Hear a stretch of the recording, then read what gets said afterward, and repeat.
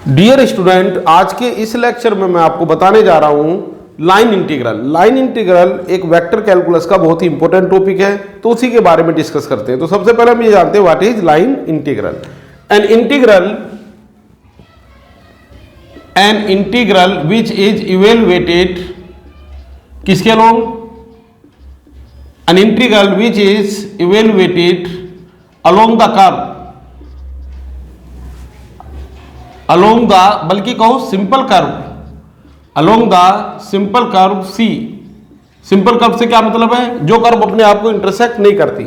Along the simple curve C is called, इसी को हम बोलते हैं लाइन इंटीग्रल। क्या कहेंगे इसको हम? Line integral. डेफिनेशन को ठीक से समझने के लिए मान लीजिए ये मेरे पास कोई कर्व है और इसके एंड पॉइंट मैंने लिख दिए ए एंड बी और इस कर्व को नाम दे दिया C. Suppose F x y z is a vector function. कैसा फंक्शन लिया मैंने? Vector function. Then the line integral of किसका? Line integral of function F या F x y z along the curve, curve कौन C? C, is defined as, पर बना तो ये लाइन इंटीग्रल। भाई लाइन इंटीग्रल क्या? अगर किसी इंटीग्रल को हम इवेलुएट करते हैं अलोंग द कर्व तो कहलाता है लाइन इंटीग्रल। तो यहां पर मैं क्या लिख रहा हूं? एफ हमारे पास एक क्या है? फंक्शन है, और इसका मैं लाइन इंटीग्रल लिखने जा रहा हूं। किसका? एफ का। किस कर्व के along? Along the curve C is defined as, किस तरह डिफाइन करते हैं हम इसको? एफ डॉट डी आर, यानी ये डॉट प्रोडक्ट लिया मैंने किसके साथ? डी आर के साथ, और ये जो इंटीग्रल हमने किया इसी को क्या कहेंगे? Line integral. चलिए इसको मैं नाम दे देता हूं आई, इंटीग्रल आई। अब यहां पर जो हमारा आर है, आर क्या है? Where r is x i cap, y J cap और जेड के कैप। यहां पर आप चाहें तो एक्स वाई जेड ये किसी के फंक्शन भी हो सकते हैं, जैसे फंक्शन ऑफ टी, तो आप इस तरह भी लिख सकते हैं। और अगर मैं इसको और डिटेल में लिखना चाहूं तो क्या बनेगा? एक रिमार्क करके लिख देता हूं, नोट इफ, मान लीजिए जो वेक्टर एफ है it is F1 I cap, F2 J cap और F3 के कैप। ये इसके रिजोल्व पार्ट है, F1 F2 F3। Then what about line integral i f dot d r. जरा इसको सोल्व करूं अगर मैं तो कितना होगा ये? एफ, एफ का मतलब F1 आई कैप, F2 जे कैप, F3 के कैप, और इसका डॉट प्रोडक्ट जैसा कि आप जानते हैं आर का मतलब क्या है? X i cap, y J cap और जेड के कैप। तो जब इसका डॉट प्रोडक्ट लिखेंगे तो क्या बनेगा ये? D x i cap, d y J cap और इधर आ गया ये डी जेड के कैप। डॉट प्रोडक्ट करने के बाद ये लाइन इंटीग्रल मेरे पास हो गया F1 D x, F2 D y और ये आ गया F3 डी जेड। ये हमारा बना लाइन इंटीग्रल। अच्छा, ये कुछ ऐसा ही फंक्शन आ गया जैसा आप वेलोसिटी पोटेंशियल में फाइंड करते थे, लेकिन ध्यान देंगे जो वेलोसिटी पोटेंशियल में मैंने आपको रूल बताया था वो यहां नहीं लगेगा, क्योंकि वो रूल तब था जब उस फंक्शन का कर्ल क्या था? जीरो। वो कंजर्वेटिव फोर्स के लिए यूज होता, कंजर्वेटिव फोर्सेज।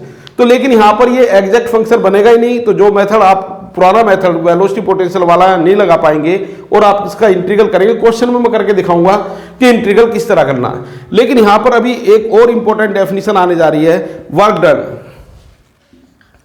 वर्क डन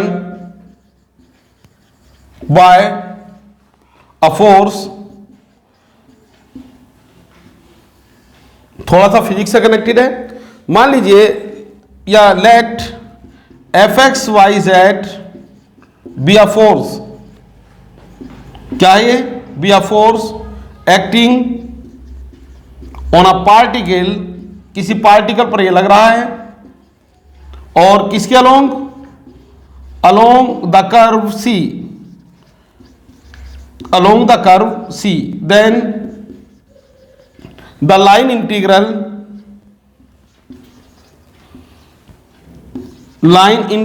यही जो लाइन इंटीग्रल आप फाइंड करते हैं वो क्या कहलाएगा, is called total work done, यानी कुल किया गया कार्य, total work done by F और अलोंग द कर्व, किसके along the curve C, along the curve C. एक बार डेफिनेशन को देख लीजिए ध्यान से। तो अगर मान लीजिए ये जो आपका फंक्शन है F, vector function, it represent a force जो किसी पार्टिकल पर लगा हुआ है, किसके अलोंग द कर्व, देन तो ये आपका लाइन इंटीग्रल क्या बन जाएगा, ये लाइन इंटीग्रल ही हमारा होगा टोटल वर्क डन। मान लीजिए मैंने वर्क डन को डिनोट कर दिया W से, किससे डिनोट कर दिया, W, तो तब कहानी क्या होगी, therefore work done that is W will be, कितना होगा W, ये W होगा F डॉट डी आर, क्या होगा ये F डॉट डी आर। इसका मतलब लाइन इंटीग्रल ही हमारा क्या है, वर्क डन। अब इसमें फिर एक और दूसरी इंपॉर्टेंट डेफिनेशन बता रहा हूं, everything is connected by line integral, चाहे वो वर्क डन हो या एक नई टर्म में यूज करने जा रहा हूं सर्कुलेशन। ये सब हमारे फिजिक्स की टर्म है, और सर्कुलेशन जो वर्ड है ये जनरली यूज होता है हमारा किसमें, ये यूज होता है हमारा फ्लूइड डायनेमिक्स में, जो आप आगे पढ़ेंगे। तो यहां पर क्या है कंडीशन, जैसा आपकी कर्व थी, मान लीजिए जो कर्व है हमारी ये क्लोज कर्व है, क्या है, क्लोज कर्व, क्लियर है। तो कहां पर लिखेंगे, यहां पर if F represent the velocity of a particle, आप चाहे तो एफ की जगह वी भी लिख सकते हैं, मैं एफ लिखता जा रहा हूं इसलिए मैंने एफ ही कह दिया, अदरवाइज आप इसको वेक्टर वी भी कह सकते हैं। If we represent the velocity of a particle along the close curve, along the close curve C, curve ध्यान देंगे क्लोज है, then line integral is called, क्या कहेंगे हम इसको, line integral is called circulation, क्या कहेंगे, सर्कुलेशन, किसका, circulation of v round the C, round the C. Therefore what is circulation, circulation is, जैसा कि ये भी आपने बताया, इट इज लाइन इंटीग्रल, तो क्या होगा ये तो होगा हमारा लाइन इंटीग्रल, यानी एफ डॉट डी आर। अब यहां पर हम करते क्या है, वैसे लिखना बहुत जरूरी है भी नहीं, कि ये जो आपने इंटीग्रल का साइन बनाया है इस पर हम एक सर्किल बना देते हैं, और सर्किल इस बात को इंडिकेट करता है कि कर्व आपकी क्या है, क्लोज। किसको इंडिकेट करता है ये, कर्व इज क्लोज। तो ऑप्शनल है, अगर आप कर्व क्लोज लिख रहे हैं तो लगा दें या ना भी लगाएं तो इससे कोई ज्यादा प्रॉब्लम नहीं आएगी। तो कुल मिला के मैंने आपको लाइन इंटीग्रल जब शुरू किया तो पहले डेफिनेशन लाइन इंटीग्रल की बताई, लेकिन मैंने बताया अगर वो जो फंक्शन है वेक्टर फंक्शन, अगर वो किसी पार्टिकल पर फोर्स है, लगा हुआ फोर्स है अलोंग द कर्व सी, तो ये लाइन इंटीग्रल क्या बन जाएगा, वर्क डन, जिसको मैंने W से रिप्रेजेंट कर दिया।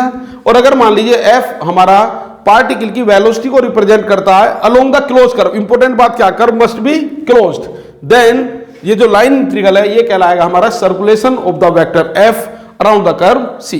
चलिए अब इसके बाद मैं कुछ न्यूमेरिकल एग्जांपल ले लेता हूं जिससे आपको ये डेफिनेशन ठीक से समझ में आ जाए। तो यहां पर मैंने एक न्यूमेरिकल क्वेश्चन लिखा है जिसको मैं सोल्व करने जा रहा हूं। क्वेश्चन क्या है, एक वेक्टर मुझे दिया गया, वेक्टर ए क्या है, x minus y i cap plus x plus Y J cap, और मुझे इवेल्युएट करना ए डॉट डी आर, यानी लाइन इंटीग्रल, सर्कुलेशन है वैसे ये, क्लोज कर्व है, तो आप चाहे वो वर्क डन हो चाहे सर्कुलेशन हो, सभी को मतलब क्या है, लाइन इंटीग्रल। तो इसको मुझे सोल्व करना अराउंड द कर्व, किसके लिए, कर्व सी के लिए, जो कंसिस्ट करती है क्या, y equals to x square and y square equals to x. चलिए मैं इसका सोल्यूशन लिखने जा रहा हूं। तो मान लीजिए जो इंटीग्रल आपको सोल्व करना है वो क्या है, गिवन, सबसे पहले मैं वेक्टर के बारे में लिखता हूं, it is x minus y i cap x plus Y J cap. ये क्वेश्चन हमारा 2 डायमेंशन में है, इसका मतलब आपका आर का मतलब होगा x i cap plus Y J cap, x into i cap plus Y J cap. तो इसको इंटीग्रल को मैंने नाम दे दिया let I, I is A dot d r. तो कितना बना ये curve C, it is x minus y i cap plus x plus y और कितना आ गया ये j cap dot product with r, r का मतलब x i plus Y J cap, तो डी एक्स आई कैप और ये आ गया डी वाई जे कैप। अब इनका डॉट प्रोडक्ट मैंने किया तो कितना होगा ये बनेगा x minus y d x और ये आ गया x plus y d y, ये आ गया इंटीग्रल और इसको नाम दे दिया इक्वेशन को मैंने 1। अब कर्व के बारे में लिखते हैं। देखिए सभी का आंसर तो यही होगा एफ डॉट डी आर, लेकिन क्वेश्चन का आंसर चेंज होगा किसके अकॉर्डिंग, अकॉर्डिंग द कर्व। ये आपको बताएगी इसकी लिमिट क्या रखनी है। तो कर्व क्या है, curve C is bounded by या कंसिस्ट ऑफ, किससे बाउंड है, कर्व सी कंसिस्ट ऑफ, यही लिखो कर्व सी कंसिस्ट ऑफ क्या क्या रखती है ये, एक तो रखती है y equal to x square and दूसरा रखती है ये y square equal to x. तो ये तो दोनों पैराबोला हैं, इसको नाम दे दीजिए फर्स्ट और इसको नाम दे दीजिए सेकंड। मैं इनको ट्रेस कर लेता हूं। जैसे ही मैंने इनको ट्रेस किया तो ध्यान देंगे जो पहली इक्वेशन है वो किसको रिप्रेजेंट करती है, जो फर्स्ट इक्वेशन है वो रिप्रेजेंट करती है y equal to x square. इसका जैसा आपने स्टैंडर्ड फॉर्म पढ़ी थी तो इसका मतलब क्या है, एक्स स्क्वायर वाई, यानी पैराबोला किसके रेस्पेक्ट में बनेगा, किसके सिमेट्रिकल बनेगा, y के सिमेट्रिकल। ये सी टाइप का वो सॉरी यू टाइप का पैराबोला बनेगा। सेकंड क्या है, y square equal to x, ये किसके अबाउट सिमेट्रिकल होगा, एक्स एक्सिस के अबाउट। ये किस टाइप का बनेगा, सी टाइप का। तो चलिए बना देते हैं x square equal to y, x square equal to y, ये मैंने एक पैराबोला रफली ट्रेस कर दिया और ये है x square equal to Y.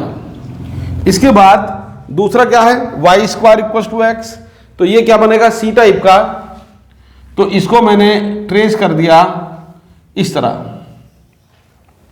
और इनसे जो हमारी कर्व थी वो इन दोनों को ही कंसिस्ट करती है। तो क्या बनी आपकी कर्व, क्लोज कर्व होगी ये। तो ये आ गया मेरे पास दिस, यानी इसका नाम दे दो ओ, बीच में को कहीं ए लिख दो, ये बी और यहां पे लिख दो डी, और पूरी जो कर्व है उसका नाम है सी। ठीक है, तो ये हमारे पास कर्व है। तो मुझे इसके अकॉर्डिंग अब इस क्वेश्चन को सोल्व करना है, यानी इसको इंटीग्रेट करना है कर्व किस पर, curve O A B and B D O. अब यहां पर आपको बड़े ध्यान से समझना है, जब आप इस कर्व के अलोंग इंटीग्रल को सोल्व करेंगे तो ये जो कर्व है it is combination of two curve, ये कोई एक सिंगल कर्व नहीं है, it is combination two curve. जो पहली कर्व है वो क्या है, वो है ओ ए बी, यानी एक्स स्क्वायर वाई पैराबोला। इसके बाद बी डी ओ, ये कौन सी कर्व है, ये कर्व है वाई स्क्वायर एक्स, ये दूसरा पैराबोला है। और हम जनरली जो निशान है वो क्या लगाते हैं, एंटी क्लॉकवाइज, यानी ओ पॉइंट से चले और वापस ऊपर आ गए। तो इक्वेशन 1 के आपको दो पार्ट करने पड़ेंगे। पहला, equation 1 can be written as, किस तरह लिखेंगे आप, इसको लिखेंगे आई इज, इस इंटीग्रल के दो पार्ट करने जा रहा हूं मैं। ये जो कर्व है it is combination of two curve. तो पहली कर्व होगी कर्व ओ ए बी और यहां पर ये फंक्शन एज इट इज आ जाएगा आपका x minus y d x plus y d y. इसके बाद जो सेकंड कर्व होगी वो क्या होगी, ये होगी कर्व, चाहो तो सी भी लिख सकता हूं, ये पूरी कर्व तो सी है, कर्व कौन C, B D O, B D O. ये कितना होगा, x minus y d x plus y d y, और इस इक्वेशन को मैंने नाम दे दिया 2।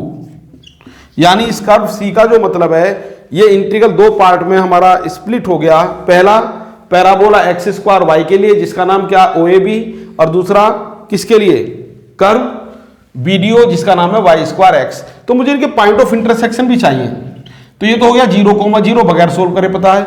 बी के लिए क्या करोगे आप, बी पॉइंट किसका इंटरसेक्शन है, B point is intersection of, ये रफ काम है किसका है, x square y and y square x. तो इनमें से क्या करो, इनको आपस में सोल्व कर लो एक्स और वाई के लिए।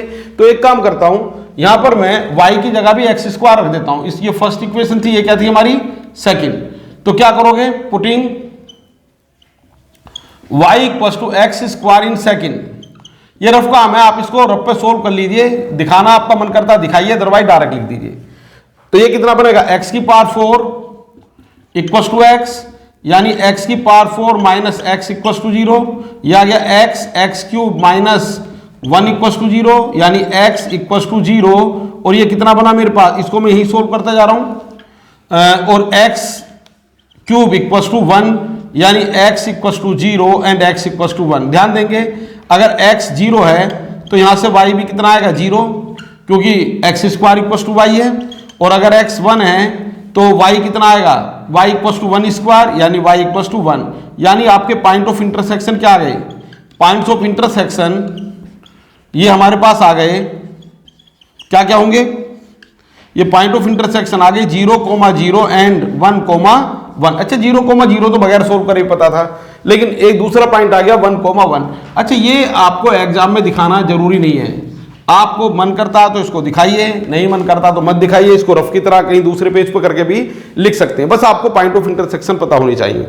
क्यों पता होनी चाहिए वो भी बताने जा रहा हूं।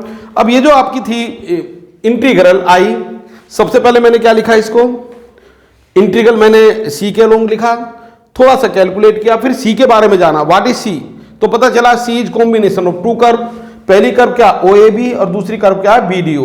तो अब मैं 1 बाई 1 इनको सोल्व करने जा रहा हूं। पहले मैं सोल्व करने जा रहा हूं इक्वेशन नंबर 2 का पहला इंटीग्रल, उसके बाद सोल्व करूंगा इक्वेशन नंबर 2 का सेकंड इंटीग्रल। तो फर्स्ट इंटीग्रल क्या होगा, लेफ्ट में लिख लेता हूं, डिटर्मिनेशन ऑफ, ये पहले इंटीग्रल की बात कर रहा हूं मैं अभी,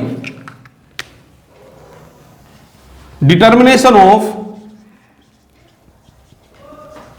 शॉर्ट में लिख देता हूं इंटीग्रल, पूरी बात नहीं लिखूंगा। ये आ गया कर्व, कौन सी कर्व है ये, OAB, और ये आ गया x minus y dx plus x plus y, और ये आ गया dy। इसको सोल्व करने जा रहा हूं मैं, ध्यान देंगे। अच्छा ये भी लिखने की जरूरत नहीं है, इतना लेंथी करने की जरूरत नहीं है, ऐसे इंटीग्रल का निशान लगा दो बस, ठीक है, यानी integral along the curve OAB। तो ध्यान देंगे ये जो आपके पास पहला रिजल्ट है, ये फर्स्ट, सबसे पहले क्या लिखोगे, इक्वेशन ऑफ कर्व OAB, इसी के बारे में बात करते हैं। तो ये कर्व OAB क्या है, ये तो है x square equal to y, इसको थोड़ा सा सोल्व किया, इसका डिफरेंशियल किया तो कितना गया 2x इक्वल टू dy। अब हमें करना क्या है, आप इस इंटीग्रल को किसी एक ही वेरिएबल में बदल दो, या तो x में या y में। देयरफॉर पहला इंटीग्रल कर्व OAB, अब ये क्वेश्चन मेरा बना x माइनस वाई dx, और ये बना x प्लस वाई dy। ध्यान देंगे पूरे क्वेश्चन को मैं एक ही वेरिएबल में बदलने जा रहा हूं, और मैं इस पूरे क्वेश्चन को x में लिखने जा रहा हूं, तो x ही रहेगा, समझ गए। y की जगह क्या आ गया, यहीं पे लिखा हुआ y की जगह कौन आ गया, एक्स स्क्वायर dx रहेगा। मैं पूरे क्वेश्चन को x में बदलने जा रहा हूं, फिर x तो x ही रहेगा, और y की जगह कौन आ गया, एक्स स्क्वायर। ध्यान देंगे dy की जगह आ जाएगा 2x dx। अब ये आपका एक सिंपल सी प्रॉब्लम बन गई। अब आपको देखनी है x की लिमिट। x की लिमिट जब आप इस कर्व पर चल रहे हैं, किस पर, OAB, तो x आपका 0 से स्टार्ट हुआ, किससे स्टार्ट हुआ, x स्टार्ट हुआ 0 से, और क्या बन गया x 1, OAB, तो x 0 से स्टार्ट हुआ 1 बन गया, तो यहां पर x की लिमिट क्या हो जाएंगी 0 to 1। क्लियर है। अब इसको फर्दर सोल्व कर दो तो कितना बनाइए, x इक्वल टू 0 to 1, ये आ गया मेरे पास x माइनस एक्स स्क्वायर, एक साथ ही लिखूंगा, प्लस 2x स्क्वायर, और ये आ गया प्लस 2x क्यूब, और ये आ गया dx। क्लियर है। ये ऊपर लिख देता हूं मैं। अब इसके बाद ये डायग्राम की तो मुझे क्योंकि अभी जरूरत पड़ेगी, तो क्या बनाइए, ये क्या था, डिटर्मिनेशन। हाँ जी, तो ये इंटीग्रल जो आपका चल रहा था कर्व किसके अलोंग, OAB, किसका, x minus y dx plus x plus y dy। चाहो तो इसका नाम I1 I2 भी रख सकते थे आप। तो राइट हैंड साइड में कितना हो गया, ये हो गया x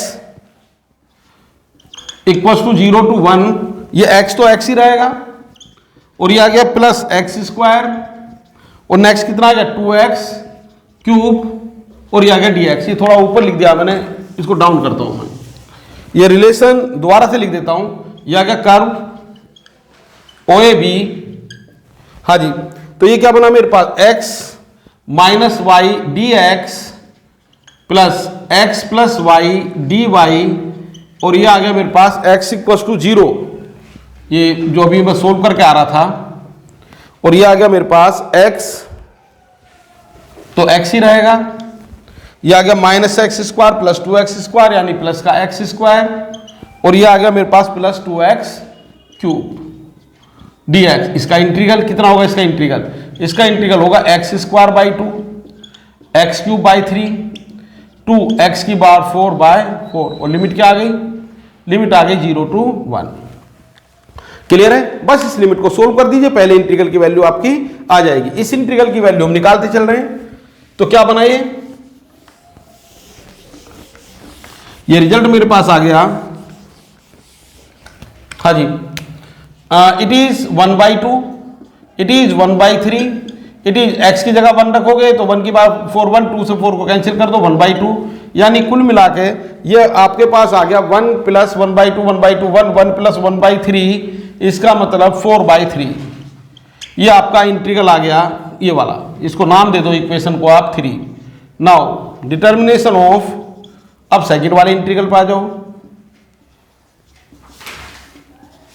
determination of second integral क्या है, यह है कर्व बी डी ओ, इतना ही लिख दो।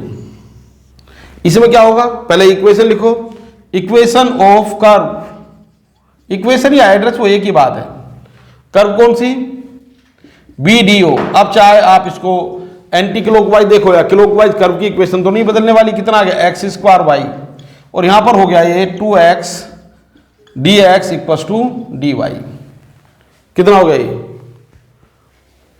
तो पहले मैंने कौन सी इक्वेशन का यूज किया है, सॉरी मैं कौन सी इक्वेशन लिख रहा हूं अब, बी डी ओ। तो इसकी इक्वेशन क्या है, बी डी ओ की, बी डी ओ की इक्वेशन है y square equal to x, यानी कितना होगा ये 2y dy equal to dx।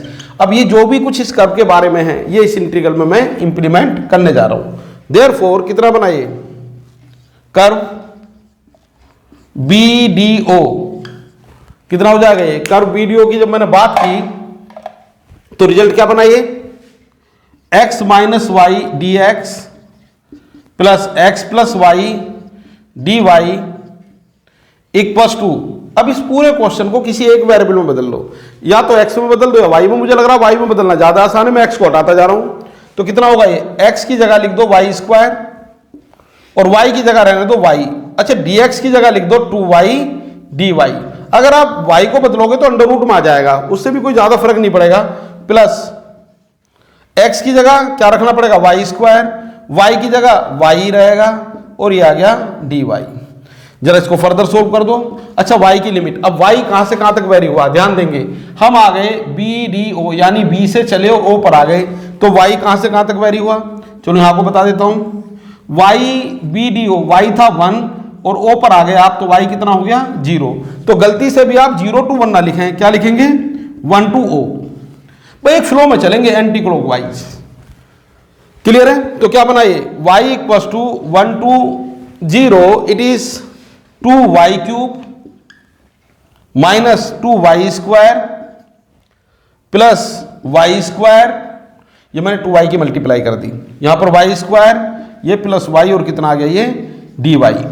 Further solve किया, y इक्वल टू 1 to 0, कितना बनाइए 2y cube minus y square और प्लस y, और कितना आ गया dy। इंटीग्रल कर दो, ये आ गया 2y की power 4 upon 4 minus y cube upon 3, और कितना आ जाएगा ये आ जाएगा मेरे पास प्लस y स्क्वायर बाय 2, और ये रिजल्ट आ गया मेरे पास 1 to 0। अब ये डायग्राम की मुझे फिलहाल कोई जरूरत है नहीं, इक्वेशन नंबर 2 में मैं वैल्यू पुट करूंगा, तो यहीं पर मैं इसको अब कैलकुलेट कर देता हूं राइट में।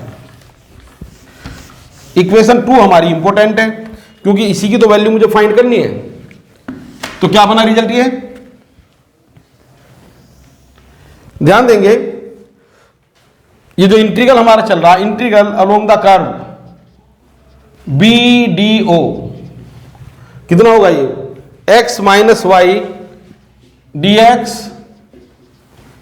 X plus y d y, और ये रिजल्ट आ गया मेरे पास। कितना रिजल्ट आएगा ये रिजल्ट आएगा 2 से तो 4 कैंसिल कर दो, 1/4 जीरो रखने पे सब कुछ जीरो हो गया, और माइनस में आपके पास रिजल्ट आ गया 1/2, और ये आ गया -1/3।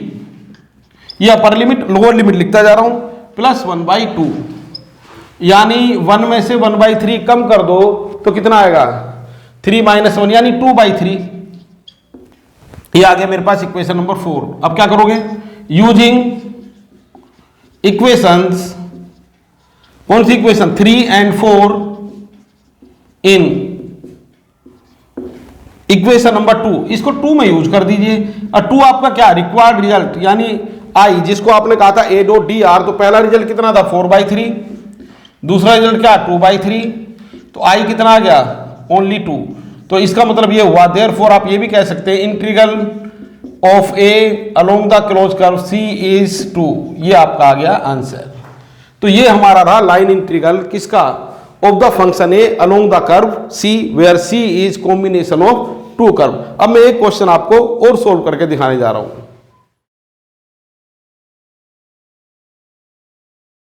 अब मैं करने जा रहा हूं numerical number 2। What is numerical number 2?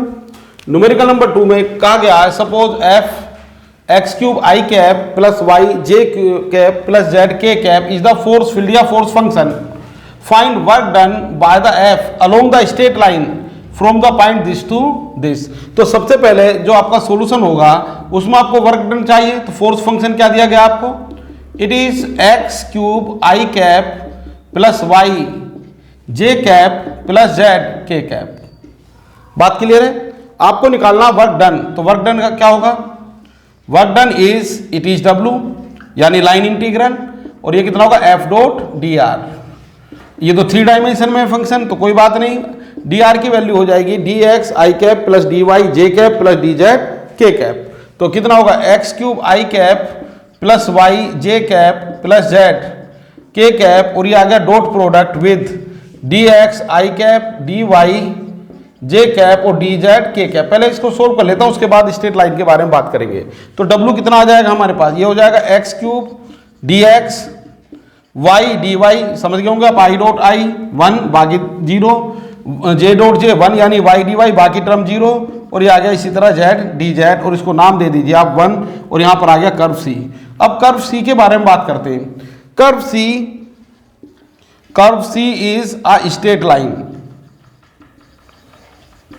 Joining the point, किसको जोड़ती है, जॉइनिंग द पॉइंट, चलिए पॉइंट का नाम मैंने रख दिया पीटीएस, मतलब पॉइंट पी 1 2 3 एंड इसको नाम दे दिया क्यू 3 5 7, ये point Q.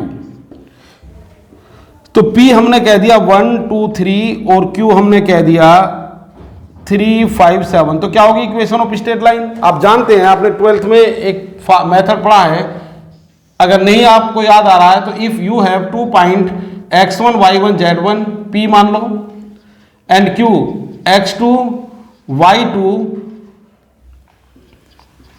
z2, then equation of P Q क्या होगी, अगर आपको नहीं पता तो इसको लिख लीजिए, it is x minus x1 y minus y1 upon z minus z1 upon इनके डायरेक्शन रेशो मतलब इनका डिफरेंस लिख दो, x कोऑर्डिनेट का, यहां पर y कोऑर्डिनेट का डिफरेंस और यहां पर z कोऑर्डिनेट का डिफरेंस। तो आप कोई एक पॉइंट यूज कर लो, you can use x1 y1 z1 for the point, you can use x2 y2 z2 upon में इनका डिफरेंस।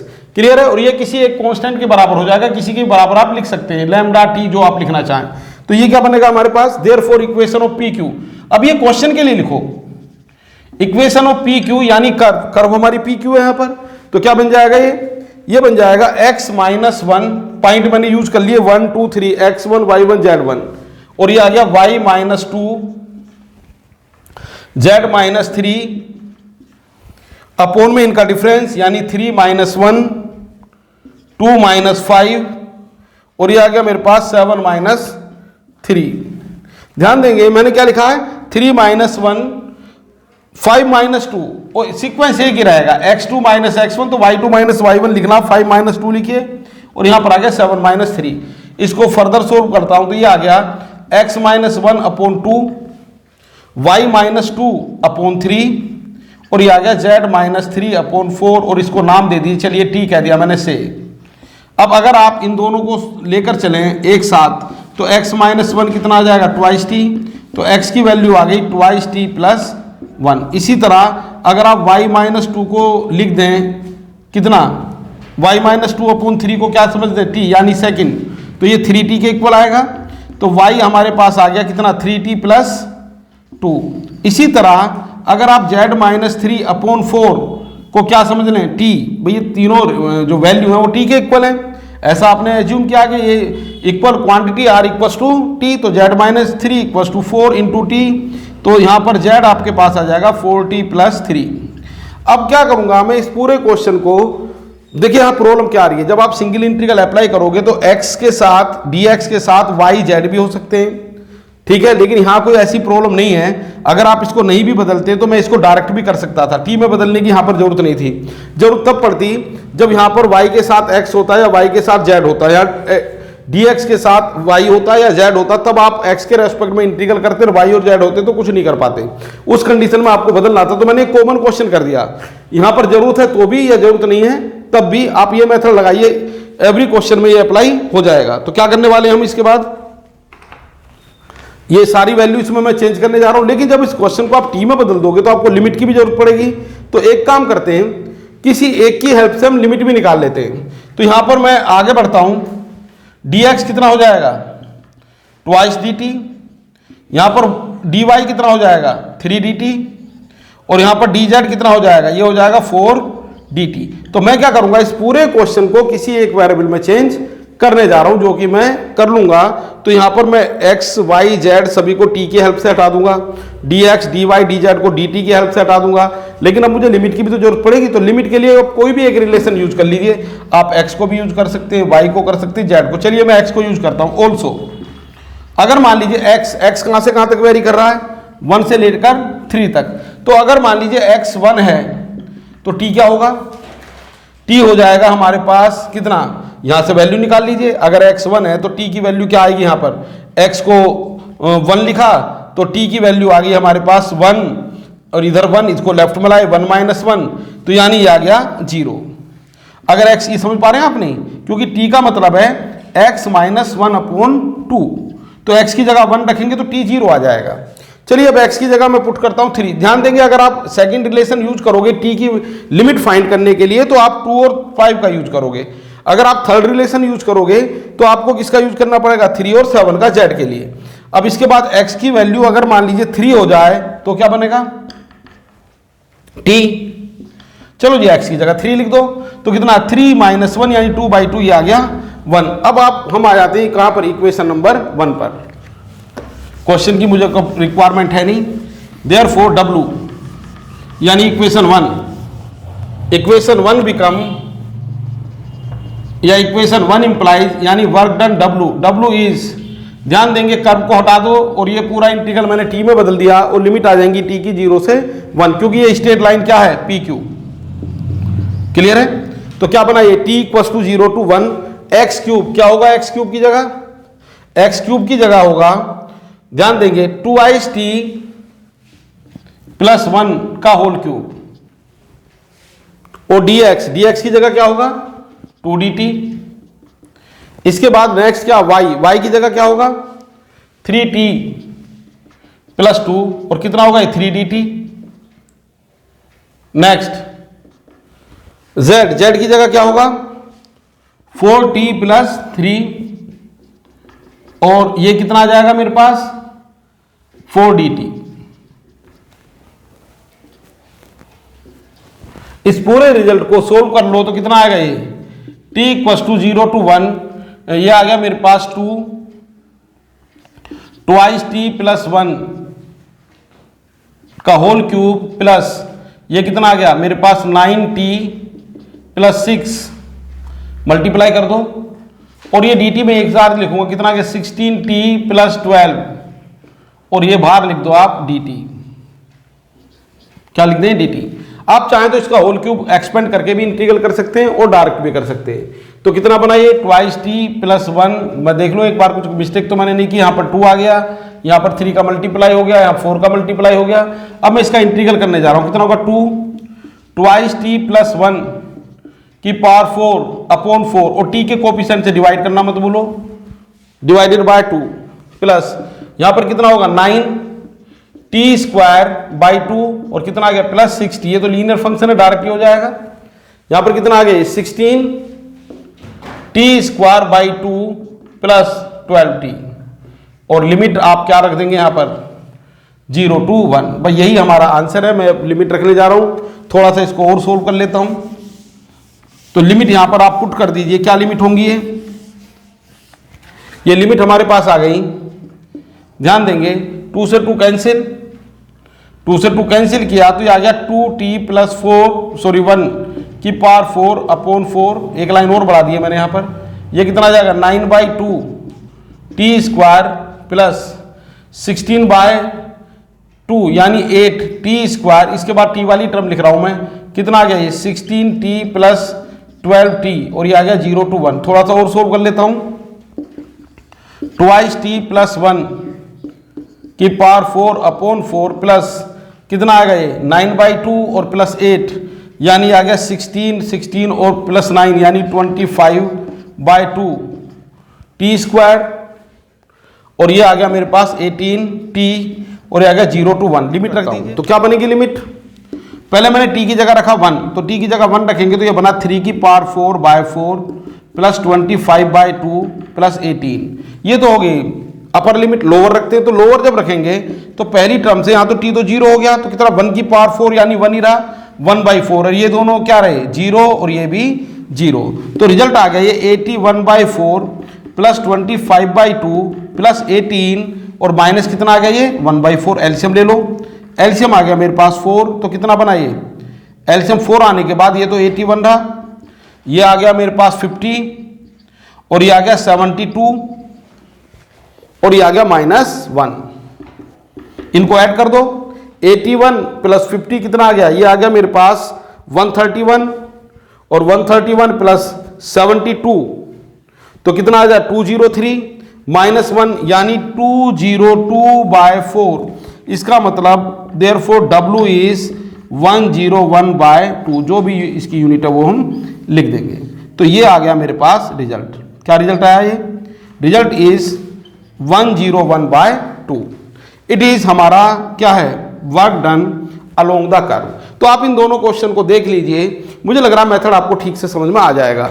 इसके बाद नेक्स्ट वीडियो में मैं वर्क डन का या सर्कुलेशन का या लाइन इंटीग्रल का 1 और 2 प्रॉब्लम और सोल्व करने की कोशिश करूंगा। Thank you very much.